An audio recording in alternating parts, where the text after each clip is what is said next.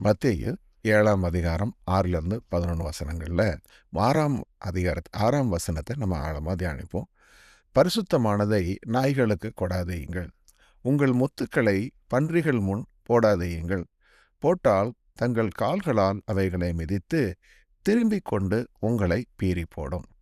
இந்த வசனம் நம்ம வாசிக்கும் போதெல்லாம் நிறைய கேள்விகள் எழும்பும். இங்க ஆண்டவர் நாயின்னு எதை பத்தி சொல்றாரு? பரிசுத்தமானதை கொடுக்காதீங்கங்கிறாரு. அப்படின்னா என்னது? பரிசுத்தமானதுன்னா என்னது? அதே மாதிரி முத்துக்களை பன்றிகள் முன்பு போடாதீங்கன்னு சொல்றாரு. பன்றிகள்ங்கும் போதே நமக்கு ஒரு கேள்வி உண்டாகுது. அடுத்தால அது தன்னுடைய கால்களால் அதை மிதித்து உங்களை பீறி போடும்னு வேற சொல்றாரு. இது ரொம்ப ஒரு புரிஞ்சிக்கிறதுக்கு கடினமா இருக்கக்கூடிய இது. ஓரளவுக்கு நமக்கு ஒரு இப்படிதான ஒரு அவுட்லைன் புரிஞ்சாலும் இதை பற்றி நிறைய கேள்விகள் இருக்கும். அதனால் இன்றைக்கி நம்ம மூல பாஷையிலிருந்து கிரேக்க மொழியில் இதனுடைய எழுதப்பட்ட அந்த பதத்தினுடைய வெவ்வேறு அர்த்தங்கள் என்னங்கிறதையும் இதை எப்படி நம்ம லைஃப்பில் இதை கரெக்டாக கைக்கொள்றதுங்கிறத குறித்தும் நம்ம தியானிக்கலாம். இப்போ கிரேக்க மொழியில் பார்த்திங்கன்னா இந்த முதல் வார்த்தை என்ன? கூடாது, கொடுக்க வேண்டாம் அப்படின்னு ஆண்டவர் சொல்லக்கூடிய அந்த எச்சரிப்பின் வார்த்தை சொல்கிறாரு. முதல்ல அதை எச்சரிப்போடு தான் ஆரம்பிக்கிறாரு. செய்யாதீங்கன்னு சொல்லி ஃபர்மாக எச்சரிக்கை பண்ணுறாரு. அடுத்தது என்னென்னா, அது எதை கொடுக்கக்கூடாது அப்படின்னா, ஹேண்ட் ஓவர், டோட்டே அப்படிங்கிற ஒரு வார்த்தை எதை குறிக்குதுன்னா, don't give, bestow or hand over, எதையும் எதை கொடுக்கக்கூடாது அப்படின்றத பற்றி சொல்கிறாரு. அடுத்தது எதை கொடுக்கக்கூடாதுன்றதுக்கு ஹேகியான், அதாவது ஹோலி சேக்ரெட், தேவனுக்கென்று பிரித்து வைக்கப்பட்டதை, கான்சக்ரேட்டட், புனிதமானதை என்ற அர்த்தத்தில் இந்த வார்த்தை பயன்படுத்துகிறாங்க. ஹேகியான் அப்படிங்கிற ஒரு வார்த்தை.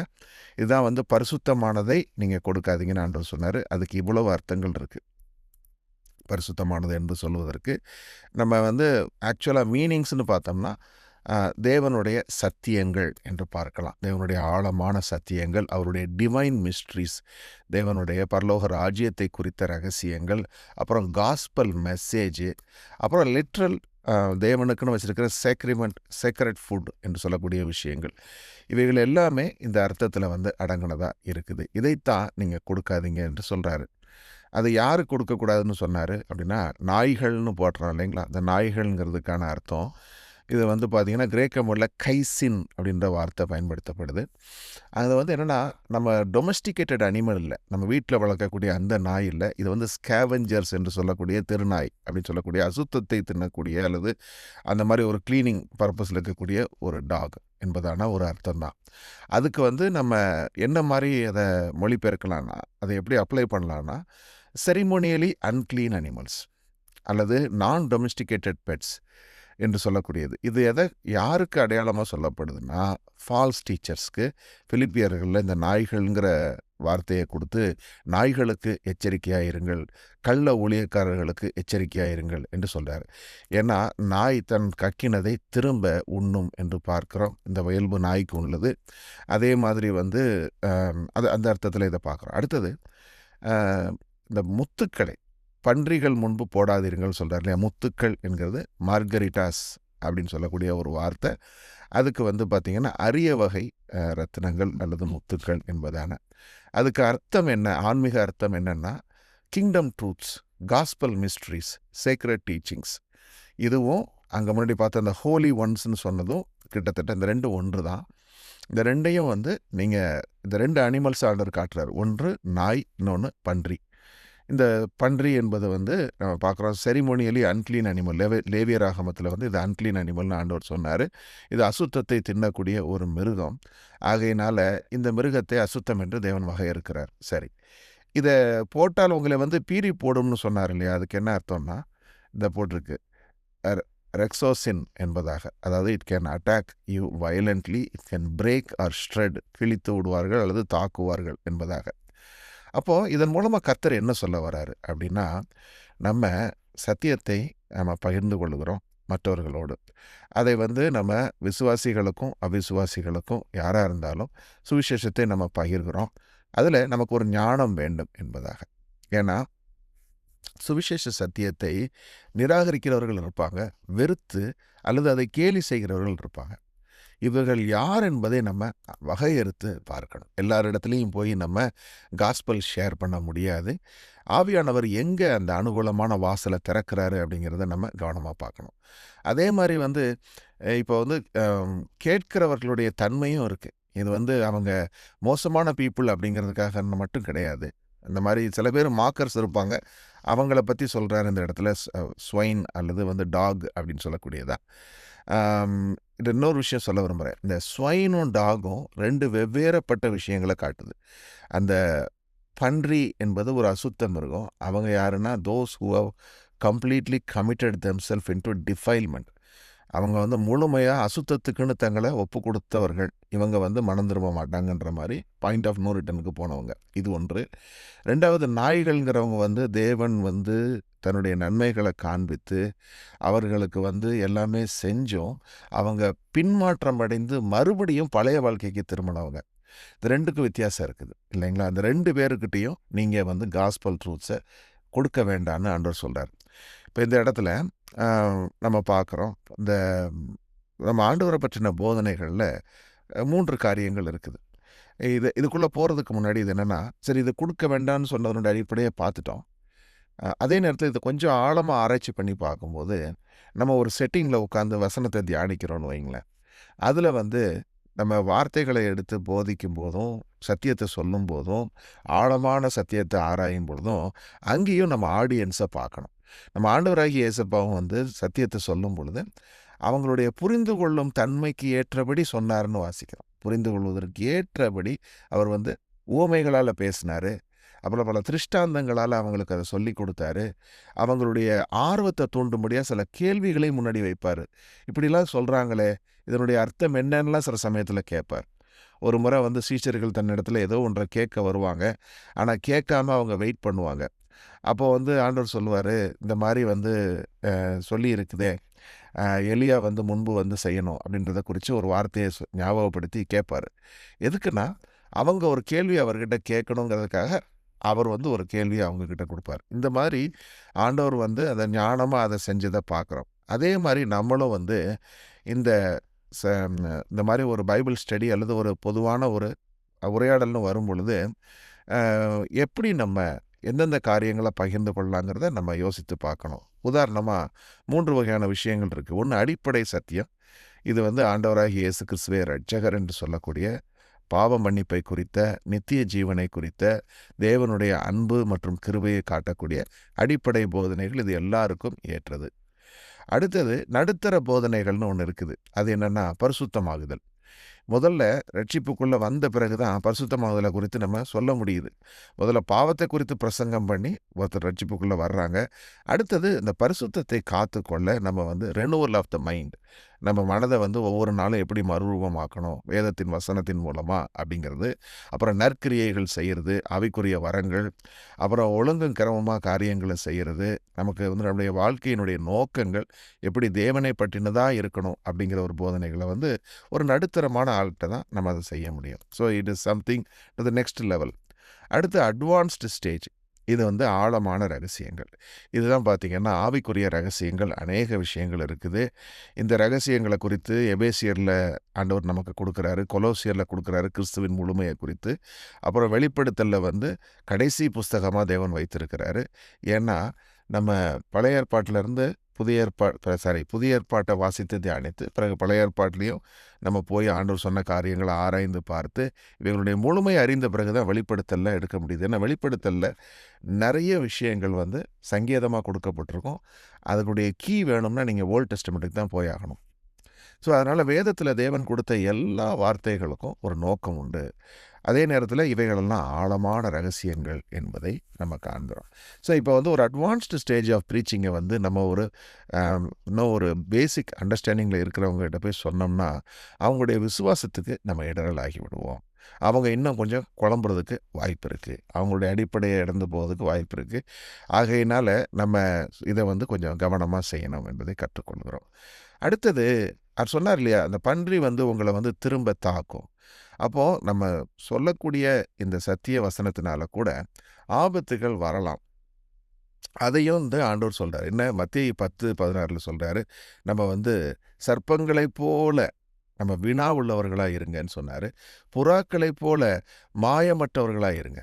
ஏன்னா இந்த சர்ப்பத்தை எதுக்காக உதாரணமாக சொல்கிறாருன்னா, அது வந்து அந்த இடத்துல ரொம்ப ஒரு சாதுரியமாக அது செய்யுது, தன்னை காத்துக்கொள்ளுது. தன்னுடைய ஏன்னா பாம்புன்னு தெரிஞ்ச உடனே எல்லாரும் போட்டு அடிச்சிருவாங்க.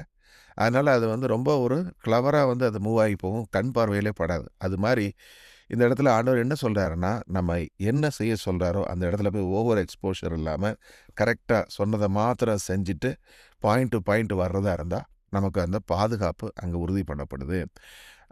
அதே நேரத்தில் புறாவை போல மாயமற்றவளாக இருக்கணும்னு சொன்னார். அதே மாதிரி ஏசப்பா வந்து ப்ராக்டிக்கலாக ஒரு இடத்துல செய்கிறாரு. யோவான் 8:59 வந்து அவர் மீது கல்லெறியும்படி அவரை வந்து அவங்க முயற்சி செய்யும் பொழுது அவர்களிடத்திலிருந்து மறைந்து அவ்விடத்தை விட்டு போனாருன்னு இருக்கும். இது ஒரு உதாரணம். அதே மாதிரி வந்து டேபர்நாக்கல் ஃபெஸ்டிவல் ஆஃப் பூத்ஸ் என்று சொல்லக்கூடிய அந்த கூடார பண்டிகையின் போது எல்லாரும் போவாங்க, முதல் நாளே போவாங்க. ஆனால் பண்டிகையினுடைய நடுவில் ஆண்டவர் போவார். முதல்ல உள்ள நாட்களுக்கு அவர் போகலை. அதுக்கான காரணத்தையும் சொல்லுவார். இப்போ வந்து உலகம் வந்து என்னை வெறுக்குது, நான் உலகத்துக்குரியவன் அல்ல. இப்போ நீங்கள் போகலாம், உங்களை உலகம் ஏற்றுக்கொள்ள, உங்களுக்கு ஒரு பிரச்சனையும் கிடையாது. ஆனால் நான் இப்போ போக முடியாது என்று சொல்லி அதை தாமதித்து அந்த ஒரு குறிப்பிட்ட நேரத்தில் மட்டும்தான் போனார். இதன் மூலமாக நமக்கு அதை காண்பித்து கொடுக்குறாரு. அந்த குறிப்பிட்ட கால அளவில் தேவன் எதை செய்ய சொல்கிறாரோ அதை கரெக்டாக செய்யக்கூடிய ஒரு விஷயம். இவைகள் எல்லாமே நம்மளுடைய பாதுகாப்புக்காக தேவன் கொடுக்குறார். அப்போது ஒரு சேஃப்டி ப்ரோட்டோக்கால். இப்போ நீங்களும் நானும் காஸ்பல் ப்ரீச்சிங்னு போகிறோம், நல்லதை தானே செய்கிறோம், அதை எப்போ செஞ்சால் என்ன அப்படின்ற மாதிரி நம்ம இருக்க முடியாது. ஏன்னா நல்லதை ஏற்றுக்கொள்ளாது, உலகமானது நல்லதை ஏற்றுக்கொள்ளாது. தேவனுடைய பிள்ளைகளை வந்து அது துன்புறுத்தும் என்பதை காண்கிறோம். அப்போ அப்படி இருக்கிறதுனால நம்ம எதை செஞ்சாலும் அதை ஒரு ஞானத்தோடு செய்ய வேண்டும். அதே மாதிரி பேசும்போதும் கவனம். நம்ம சொல்லக்கூடிய காரியங்களில் வந்து நம்மளை வார்த்தையில் சிக்குண்டு வைப்பதற்காக நிறைய பேர் வந்து வருவாங்க. அந்த மாதிரி செய்யக்கூடியவங்களிடத்துலையும் நம்ம கவனமாக இருக்கணும் என்பதற்காக ஆண்டவர் இதை சொல்கிறார், இந்த எச்சரிப்பை கொடுக்குறாரு. சரி, அடுத்தது இதிலேருந்து நம்ம என்ன கற்றுக்கொள்ளலாம் நம்முடைய அன்றாட படிப்பினைகள் அப்படின்னா, நம்ம when we are doing a gospel study, Bible discussions அல்லது ஒரு காஸ்பல் ஷேரிங் வரும்போது வீண் விவாதங்களை தவிர்க்க வேண்டும். ஒரு ஆர்கியூமெண்டிவ் ஸ்டேஜுக்கு போகுதுன்னு வைங்களேன், immediately we must know that this is not going the right track. ஏன்னா 2 இருக்குது. ஒன்று, சவிசேஷத்தை கேட்குற ஒரு சகோதரனோ சகோதரியோ வார்த்தையின்படி சில சந்தேகங்கள் அவங்களுக்குள்ளே வருதுன்னா, ஒருவேளை ஆவியானவர் அவங்களுடைய மனதை திறந்து கொடுக்குறாருன்னா அவங்க ஆர்வத்தோடு அதை கேட்டு தெரிந்து கொள்ளுவாங்க. அது ரொம்ப நல்ல விஷயம். அதே நேரத்தில் பார்த்திங்கன்னா சில பேர் வந்து எனக்கு தெரியும், இவங்களை நான் டெஸ்ட் பண்ணுறேங்கிற நோக்கத்தில் வந்து கேட்க வருவாங்க. அவங்களுக்கு என்ன ஆகும்னா, ஒரு கேள்வியை நீங்கள் கேட்டிருப்பாங்க, நீங்கள் அதுக்கு விளக்கம் கொடுத்துக்கிட்டு இருக்கும்போதே அந்த விளக்கத்தை அவங்க கவனிக்க மாட்டாங்க, அடுத்த கேள்விக்கு போயிடுவாங்க. அல்லது நீங்கள் சொல்கிறத வந்து அவங்களுக்கு அதில் ஆர்வமே இல்லைங்கிறத அவங்களுடைய ஆட்டிடியூட்லேருந்து நீங்கள் தெரிஞ்சுக்கலாம். தே won't have any interest to listen, but they want to just speak. அந்த மாதிரி இருக்கிறவங்க என்ன செய்வாங்கன்னா, அவங்களுடைய நோக்கம் என்னங்கிறத நம்ம தெரிந்து கொள்ளணும். அதே மாதிரி நம்மளுடைய ஸ்பிரிச்சுவல் எக்ஸ்பீரியன்ஸை எல்லா இடத்துலையும் நம்ம போய் ஷேர் பண்ணக்கூடாது. ஏன்னா நல்ல விஷயம், இப்போ நமக்கு ஆண்டவரை பற்றி அறிந்து நம்ம ஆண்டவருக்குள்ளே நடக்கிறதுனால நம்ம மனதெல்லாம் நம்ம ஆண்டவரை பற்றி சொல்ல தான் மன விருப்பத்தோடு இருப்போம். ஆனால் எல்லா இடத்துலையும் அந்த வாய்ப்பு கிடைப்பதில்லை. அதனால் நம்ம வந்து எந்த இடத்துல பகிரணுங்கிறத நம்ம கவனிக்கணும். நான் பலமுறை இந்த ஆர்வ கோளாறில் செஞ்சுருக்கிறேன். நான் என்னுடைய ஒரு முறை சிக்காகோவுக்கு பயணப்பட்டு போயிருக்கும்போது அங்கே உள்ள என்னுடைய ஒரு ஆப்பர்ச்சுனிட்டி அந்த இடத்துல ஆண்டவர் கொடுக்குறாரு அப்படின்னு நினச்சிட்டு நான் பல முறை சில விஷயத்தை சொல்ல வரும்போது ஆவியானவர் எனக்குள்ளே வந்து இல்லை என்பதை உணர்த்தினார். உள்ள சமாதானத்தில் எனக்கு கற்றுக் கொடுக்குறாரு. இல்லை, this is not the time, this is not the place என்று பல முறை ஹீ கண்ட்ரோல் மீ. காரணம் என்னென்னா, எனக்குள்ளே அந்த ஆவியின் சந்தோஷம் இருக்குது, அதை பற்றி சொல்லணும்னு நான் விரும்புகிறேன். பட் ஆனால் எனக்கு எதிராக இருக்கிற audience may not be the suitable one என்பதை ஆவியானவர் நமக்கு கற்றுக் கொடுப்பார். அதே மாதிரி வந்து நகைச்சுவைக்காக பரிசுத்த காரியங்களை பயன்படுத்தாதீர்கள். ஈவன் ஃபார் ஃபன்னி ஜோக்ஸ் எந்த விதமான அந்த இதுவும் நம்ம செய்யக்கூடாது என்பதை. பிகாஸ் இது ஹோலி ஒன், ஆண்டவர் குறித்த விஷயங்களில் ஒரு ஜோக் பண்ணுறது, காமெடி அந்த மாதிரி ஆனால் எந்த விதமான இதுவும் அது வந்து பரிசுத்தமானது அல்ல. அடுத்தது, தேவன் கொடுத்த வெளிப்பாடுகளை பாதுகாக்கவும். இது என்னென்னா, God might have revealed some secrets, some truths to personal level. நம்ம புரிஞ்சிக்கிறதுக்காக வெளிப்படுத்தியிருப்பார். Not everything we can publicly tell also. அதுக்கும் ஒரு காரணம் இருக்குது. நமக்கு சொல்லப்பட்ட ஒரு ஒரு தரிசனமாக இருக்கலாம், நம்ம குறித்த ஒரு நோக்கமாக இருக்கலாம். அதையும் we do not want to reveal. Sometimes நம்மளையும் மீறி நம்ம என்ன செஞ்சிருவோம்னா, ஒரு ஒரு சுய பெருமையினால் நம்ம சொல்லக்கூடிய ஒரு காரியமாக ஆகிவிடும். அது செய்யக்கூடாது என்பதை. சரி, அடுத்தது நம்ம யாரிடத்துல சொல்லலாம் என்பதற்கு முதிர்ச்சியான ஆழமான அந்த ஆர்வத்தம் உள்ளவங்க, அவங்கக்கிட்ட அதை நம்ம சொல்லலாம். வீண் போதகர்களை தவிர்க்கணுங்க என்பதை பார்த்தோம். சரி, ஸோ ஓவராலாக இதுதான் இதுக்குரிய அண்டர்ஸ்டாண்டிங். சரி, அடுத்து மத்தேயு 7ல் 7ஆம் வசனத்திலிருந்து 11ஆம் வசனத்துக்கு நம்ம வாசிக்க போகிறோம். இங்கே ஆண்டவர் 3 காரியங்களை குறித்து சொல்கிறார். கேளுங்கள், தட்டுங்கள், தேடுங்கள். வாசிக்கலாம். கேளுங்கள், அப்பொழுது உங்களுக்கு கொடுக்கப்படும். தேடுங்கள், அப்பொழுது கண்டடைவீர்கள். தட்டுங்கள், அப்பொழுது உங்களுக்கு திறக்கப்படும். ஏனென்றால் கேட்கிறவன் எவனும் பெற்றுக்கொள்ளுகிறான், தேடுகிறவன் கண்டடைகிறான், தட்டுகிறவனுக்கு திறக்கப்படும். உங்களில் எந்த மனுஷனானாலும் தன்னிடத்தில் அப்பத்தை கேட்கிற தன் மகனுக்கு கல்லை கொடுப்பானா? மீனை கேட்டால் அவனுக்கு பாம்பை கொடுப்பானா? ஆகையால் பொல்லாதவர்களாகிய நீங்கள் உங்கள் பிள்ளைகளுக்கு நல்ல ஈவுகளை கொடுக்க அறிந்திருக்கும்போது பரலோகத்தில் இருக்கிற உங்கள் பிதா தம்மிடத்தில் வேண்டிக் கொள்கிறவர்களுக்கு நன்மையானவைகளை கொடுப்பது அதிக நிச்சயம் அல்லவா? ஓகே, இப்போ இந்த இடத்துல ஆண்டவர் சொல்லக்கூடிய வார்த்தைகள்ல முதல்ல என்னது?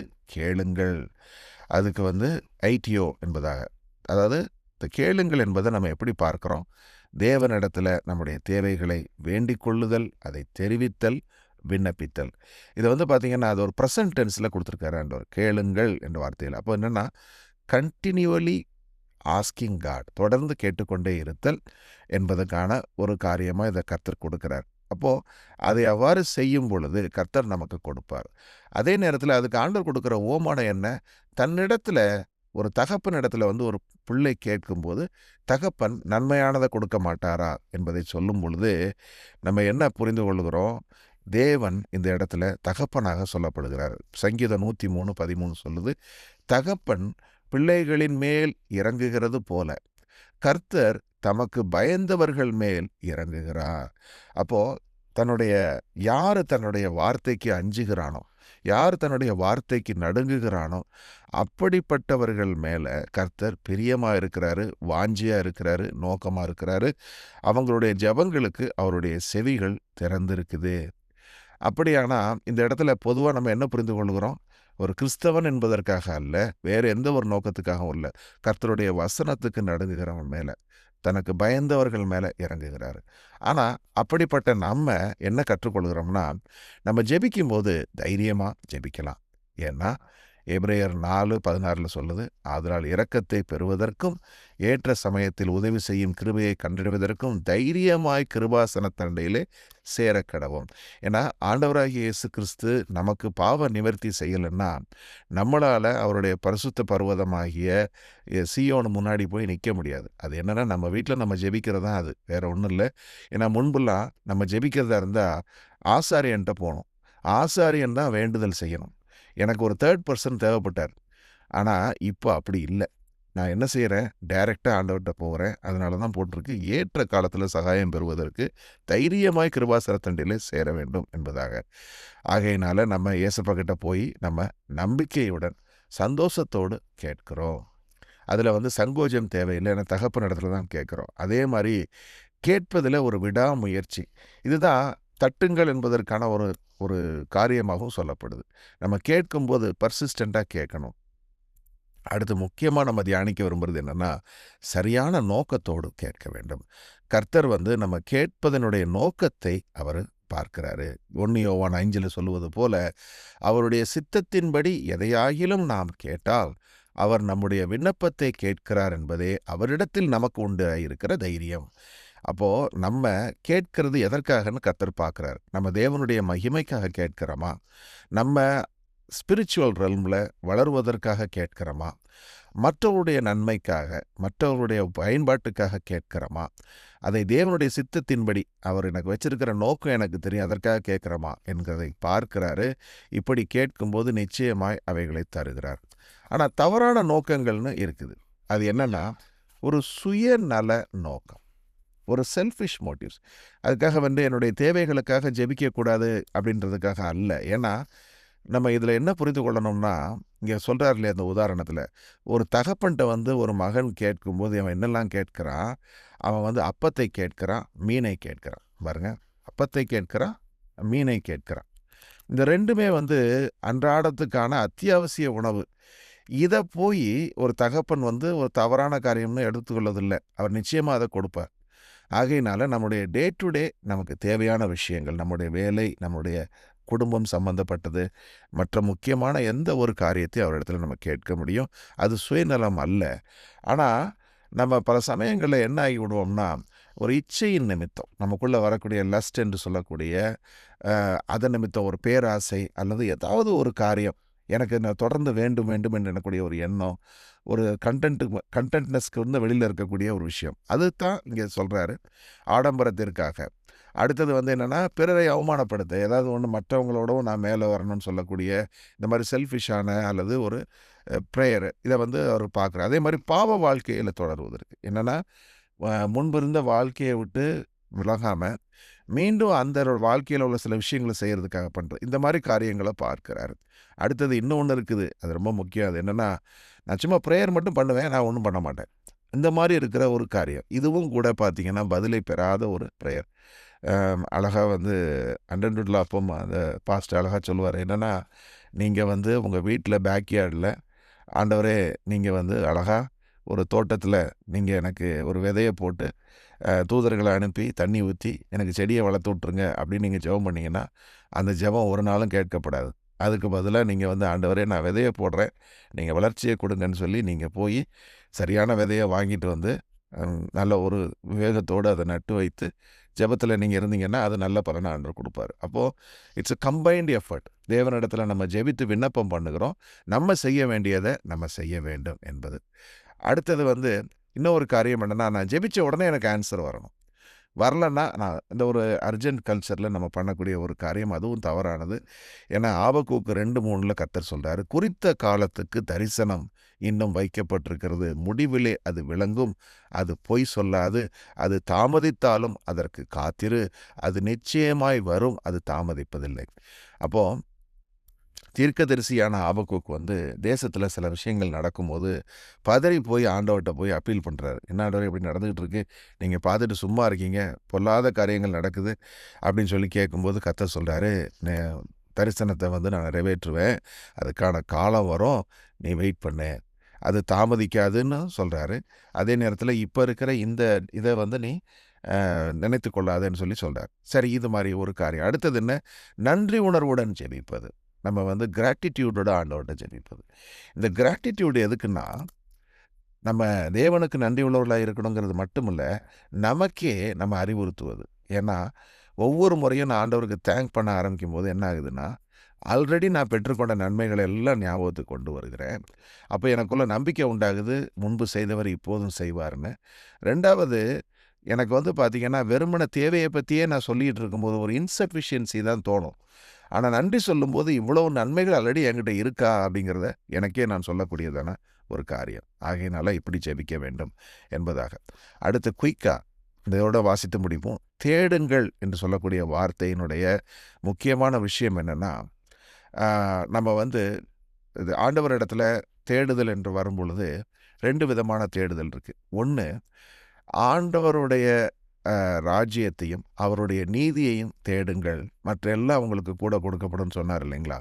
அப்போ தேடுதல் என்பது கர்த்தருக்குள்ள ஒன்றை தேடுவது. ஒன்று என்ன, நம்ம அன்றாட வாழ்க்கையில் பொதுவான கண்களுக்கு எல்லாமே தெரியும். நமக்கு நாலேஜ் கொடுத்துருக்காரு. உலகத்தில் எந்தெந்த நிகழ்வுகள் எப்படி நடக்குன்னு தெரியும். ஈவன் சீசன்ஸ் நமக்கு தெரியும். வானத்தின் தோற்றத்தை வைத்து கூட இன்றைக்கி மழை வரும் வராதுன்னு சொல்லிடுவோம். அந்த மாதிரி உலகத்துக்கு அடுத்த காரியங்கள் எல்லாம் தெரியும். ஆனால் நமக்கு தெரியாதது என்ன தெரியுமா? Spiritual reality. நம்ம காணக்கூடியவைகள் அனித்தியமானவைகள்னு வாசிக்கணும். அது மாதிரி நடக்கிற ஒவ்வொரு ஃபிசிக்கல் விஷயங்கள் ரியாலிட்டிக்கு பின்னாடி ஒரு மரணமாக இருக்கலாம், ஒரு ஆக்சிடெண்ட்டாக இருக்கலாம், ஒரு நோயாக இருக்கலாம். இவைகள்லாம் எதேர்ச்சியா நம்ம கண்ணுல பார்க்கறது. ஆனா, அதுக்கு பின்னாடி ஒரு ஸ்பிரிச்சுவல் ரியாலிட்டி இருக்குது. இவைகளை நாம் தேட வேண்டும் என்று சொன்னால், கர்த்தரிடத்துல நம்ம போகணும். அவரிடத்திலே நம்ம ஜெபத்தில கேட்கும் பொழுது, ஆழமான மறைந்திருக்கிற விஷயங்களை கர்த்தர் நமக்கு காண்பித்துக் கொடுப்பார். அதுக்குரிய கண்கள திறந்து கொடுப்பார். அப்போ, அதை நம்ம செய்வதற்கு ஃபர்ஸ்ட்டு பிராக்டிகலா என்ன? வசனத்தின் மூலம். நீங்களும் நானும் ஆண்டவருடைய வார்த்தையை எடுத்து இப்படி உட்கார்ந்து ஆராய்ந்து ஒவ்வொன்றா பார்க்கும் பொழுது, இந்த ஆழமான தேடுதல்ல நம்ம என்ன புரிந்து கொள்வோம்? இந்த வசனம் என்ன சொல்லுது? வசனம் எழுதப்பட்டதனுடைய நோக்கம், இது எப்படி என் வாழ்க்கையில அத பயன்படுத்த முடியும் என்பதை நம்ம நன்றாக அறிந்து புரிந்து கொள்வோம். கான்டெக்சுவலாவும் புரிந்து கொள்வோம். ஏன்னா அவுட் ஆஃப் கான்டெக்ஸ்ட்டு நெறைய நான்லாம் ஆரம்பத்தில வேதம் வாசிக்கும்போது பார்த்தீங்கன்னா, ஒரு மேஜிக் புக் மாரி பைபிள வச்சுட்டு நெறைய விஷயங்கள அவுட் ஆஃப் கான்டெக்ஸ்ட் எடுத்து எடுத்து அண்டர்ஸ்டாண்ட் பண்ணிப்பேன். அப்போ வந்து சில சமயம் ரொம்ப நம்பிக்கையா இருக்கிற மாரி இருக்கும். சில சமயம் ரொம்ப டவுன் ஆயிருவோம். என்னடா இது இப்படி இந்த வசனம் இப்படி வந்துருச்சே! இது ஏதாவது தப்பா நடக்க போதோ! அப்படிலாம் வந்து தவறா புரிந்து கொண்ட காரியங்கள் நெறைய உண்டு. அப்போ அந்த நாளுடைய அறியாமையின் நாட்கள்ல தேவன் எனக்காக வந்து காத்திருந்தார். எனக்கு அதை புரிந்து கொள்ளக்கூடிய நாட்கள் வரும் என்று சொல்லி எனக்கு கொடுத்திருந்தார். ஏற்ற வேளையில புரிந்து கொள்ள ஆரம்பித்திருக்கபடி அந்த கண்கள திறந்திருக்கிறார். அதுபோல நம்ம அதற்கான ஒரு முயற்சியை செய்ய வேண்டும் என்பதுதான். ஒவ்வொரு வசனமா எடுத்து ஒவ்வொரு வார்த்தையா ஆராய்ந்து பார்க்கணும். அப்பதான் நம்முடைய முழுமையான அர்த்தத்தை புரிந்து கொள்ள முடியும். அடுத்தது தேவனை தேடுவதில அன்றாட நிகழ்ச்சிகள் மூலமாகவும் தேவனை தேடுவது. என்னன்னா, டெய்லி ஆண்டவர் செயல்பட்டு கொண்டே இருக்கிறார். எல்லார் வாழ்க்கையிலும் செயல்படுகிறாரு. என் வாழ்க்கையில, உங்க வாழ்க்கையிலயும் செயல்படுறாரு. அப்ப என் வாழ்க்கையில ஒரு விஷயம் நடக்குது. ஏதோ ஒண்ணு என் ஆஃபீஸ்ல ஒரு விஷயம் நடக்குது. ஒரு மாற்றம் வருது. அல்லது வந்து ஒரு ஒரு அசம்பாவிதம்னா, இதன் மூலமா கர்த்தர் என்கிட்ட என்ன சொல்ல விரும்புறார்? இந்த காரியத்தில நான் கர்த்தருக்கு ஏற்றபடி இத செய்தேனா? இப்படி என்பதாக ஒவ்வொரு விஷயத்திலயும் தேவனை தேடுவது. ஆண்டவருடைய செயல்பாட்டை தேடுவது. இப்படி நம்ம தேடும் பொழுது கண்டடைவோம் என்று வாக்குத்தத்தம் கொடுத்திருக்கிறார். அப்படி அப்படி தேடினால் கண்டடைவீர்கள். அப்போ நம்ம அப்படி தேடுகிறவர்களா இருந்தா நிச்சயமா குடுப்பாரு. அதனுடைய பலன் என்ன? தேவனோடு நம்ம நெருக்கமா இருக்க முடியும். நம்ம வாழ்வை குறித்த ஒரு தெளிவு இருக்கும்.